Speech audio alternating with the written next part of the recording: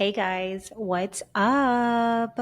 Welcome back to my podcast, No Cap, Just Raw. I never get tired of saying it.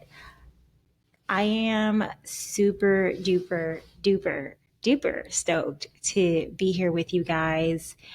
Uh, oh my gosh. So it's been a month since I've been on here chatting it up with y'all. And the last episode that was uploaded was building healthy female relationships. And then the one before that was a new rhythm. And guys, I can't tell you how ever since that time, from that time to this time, so many things have happened. I was on a journey that just concluded and I'm on a new one now. So a lot has happened since that time frame and it feels good to be back. And more importantly, it feels right. So I never do things that are done because it's traditional or that's the right way to do it.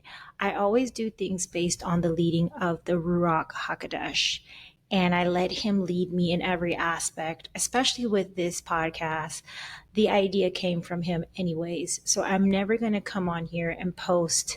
And I'm very consistent. So when I don't post an episode and it's been a minute, then I know, or you should know, that is definitely the leading of the Ruach that has taken over and is telling me and showing me when and where and how. But on today's episode, I kind of want to continue with the topic of a new rhythm. And today we're talking about something called recognition, recognizing it. And the last time we talked about a new rhythm, then we had the episode with a valued girl, with my girl, Key. Shout out to Key to you, y'all. Love her to pieces. She's an awesome friend, a real one.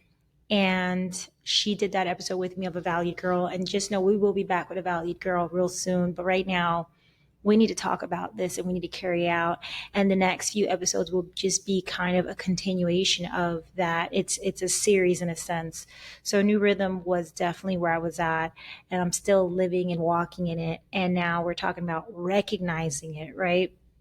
And I think recognition is super important when you are placed in a new rhythm. You have a new pace. You're marching to the beat of a new drum and you're adapting to that new pace, that new rhythm.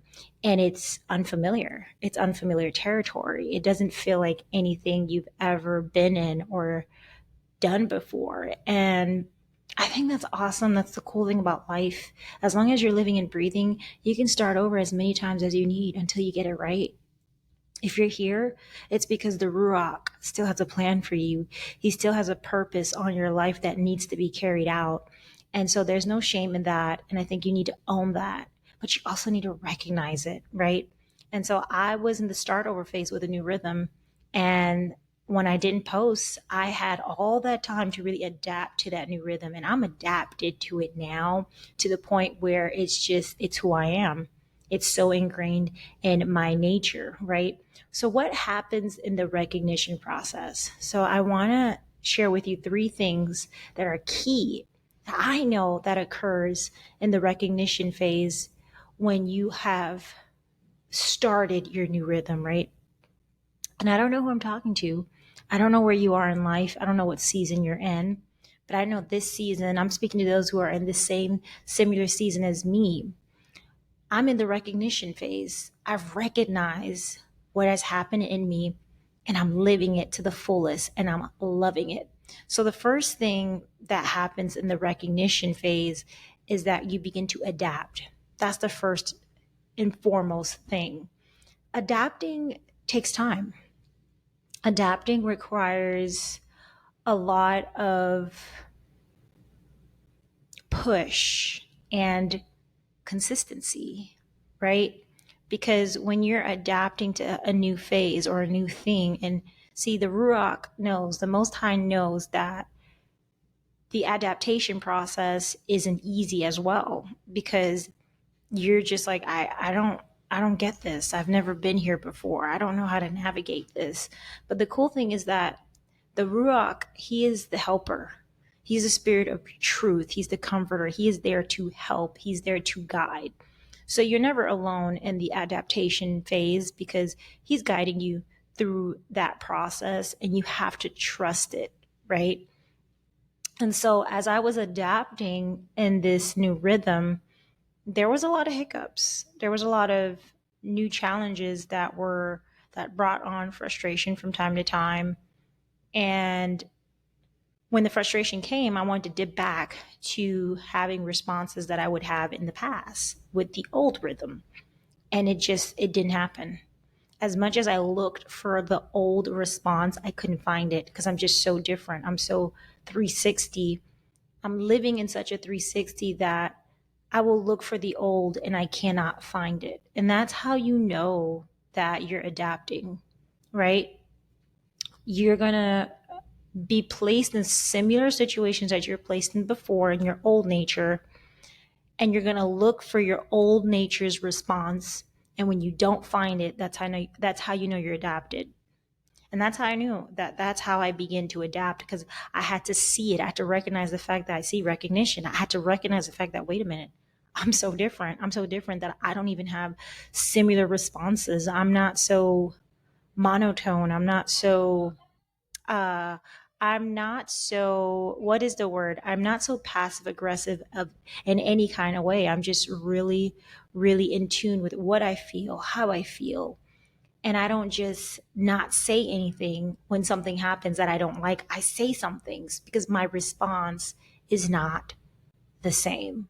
So you adapt, and adapting is important. And remember, it takes time, and you have to be patient in the adaptation phase when it comes to recognition. What is the second thing that happens when you are in the recognition phase? And I kind of said it, and I feel like it was the second point.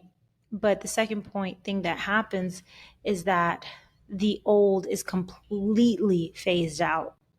It's completely gone. He has done a new thing in you, and it's like you will never be able to find old things. You will look for it. You will search for it.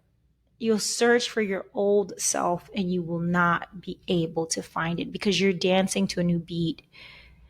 You're not what you were in any way, shape, or form, even in your responses. And don't be upset because that is very frustrating because it's like I used to do this and it would soothe me in this moment, and you can't soothe yourself with what you once knew. You have to find new outlets, new ways of soothing. And it's crazy how when the difficulties come, prayer is not the first thing we think about a lot of times. And I can just speak for myself. I don't always think about, oh, let me go read that verse that says, cast your cares on the Lord. Oh, let me go read that scripture that says all things work together for the good. Like, you really have to muster up that courage and that willpower to do that. And of course, it's supposed to be like that, right? Because the enemy, he's the prince of the power of the air. He governs this sphere, and he has access to us through our five senses. So when things are going wrong, of course, the first thing that comes to your mind is a horrible response, or let me just, oh, screw it, forget it, I don't care anymore. I can't tell you how many times I felt like that. I was like, God, I don't care anymore. I don't want it. I'm good. And it was just like something in me just wouldn't let me give up. The Ruach, he wouldn't give up on me. He wouldn't quit on me. He was like, no, we're not doing that. And he's like, deep down inside in your heart and soul, you know that's not what you want. So the old response, you'll never be able to find it. And rejoice when that happens. I didn't rejoice in the moment when I couldn't find it. But after the fact, when I got over my meltdown, I was like, oh my gosh, I was trying to do something old. And I thank you, Ruach, for not allowing me to have old response, but just for encouraging me. You encourage me to have a fresh response. It's fresh because you've never done that before. You've never acted out. You've never responded like that.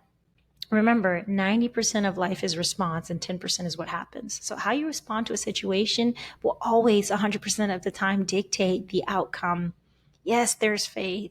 Yes, there's the promise. Yes, there's the prophetic word. Yes, there's the prophecy. But how are you responding in the moments when it doesn't seem like the prophecy or the promise or the faith that you're applying to it? You still have to have faith. You still have to believe, because that's what's going to make it happen.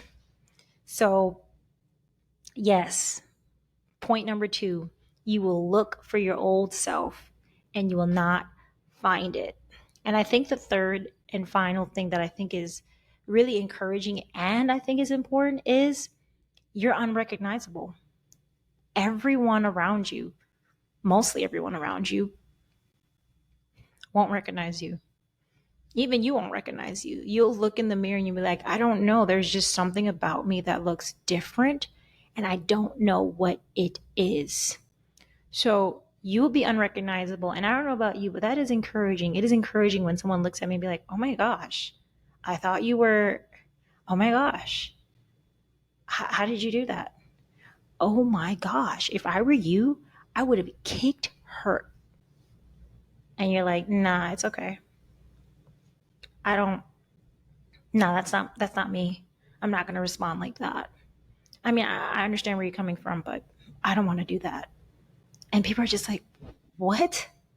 How do you let someone do that to you and just get away with it? Because I trust the Ruach. That just like when David was getting, oh my gosh, there is a scripture in the Bible. It's so rich. If you read the story of David, and I promise I'm going to find it because I think you should read it. But there's this part in his life where he was getting bullied in a sense. They were throwing dirt at him. They're like, get out of here, man. Like, who do you think you are? And they were just treating him like dirt. And David is a warrior. He could have pulled out his sword and slaughtered everyone who was bullying him in that very moment. But you know what he said to himself? He was like, you know what? If this is happening, God has to be in it. He knows why it's happening. He is allowing it to happen, and I don't like it. But he's in it. And you see, this is why David is so loved. Come on, y'all. You got to learn from his life. He had responses that were out of this world, and yet he was a killer. He was an assassin. If David was alive in this day and age, he would probably work for the Secret Service. He would be slitting throats from left to right. And I'm sorry to say that, but it's like, and he would be like undercover assassin for the CIA, FBI. Like he would be top agent because he was so good at what he did. He was a warrior. And back then, they didn't have guns and all that stuff. They had swords and they had their hands and their fists. So when I tell you he was trained, this kid killed a giant with a slingshot and rocks. He fought off bears and lions with his, I don't know, with his slingshot. But the whole point of me saying that is like, although he had all these skills, he could one up anyone that tried to put him down or make him look like a clown. But he didn't. He had the right response. His response was always humility, right? So when I say that you're unrecognizable, I think the one thing you should think about is operating in humility in every aspect of your life.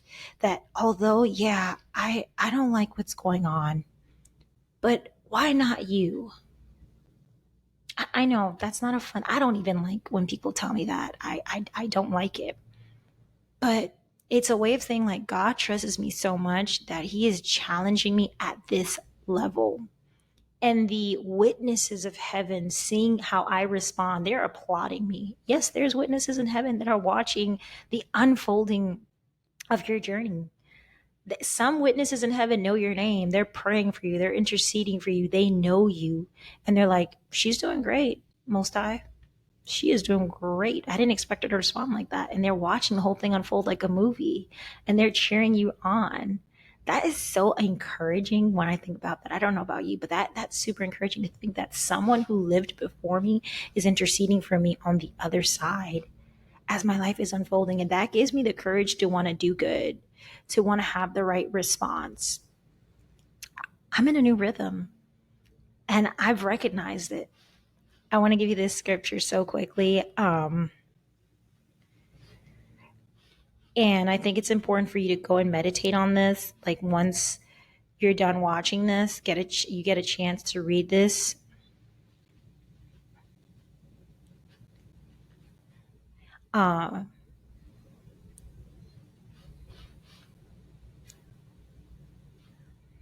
It's just really, really powerful.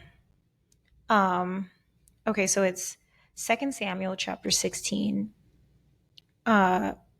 verse 13, and it says, "So David and his men continued along the road while Shimei, I might botch it up, was going along the hillside opposite him, cursing as he went and throwing stones at him." This Shimei guy was throwing stones at David and just cursing him out and showering him with dirt.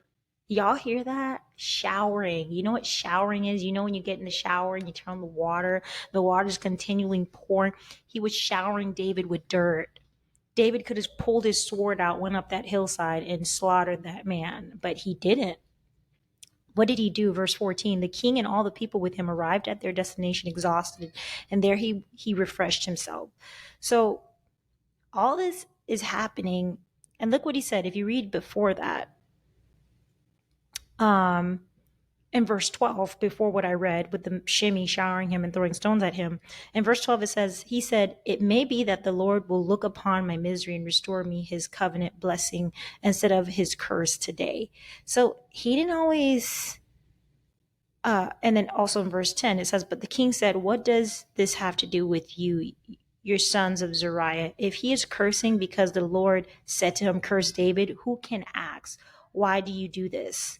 This is what David said before all that hoopla with Shimei and all that. And it's like, who thinks like that? Who says that? Like nobody in this day and age would ever say something like that. I'm just being real with you. I love the Most High.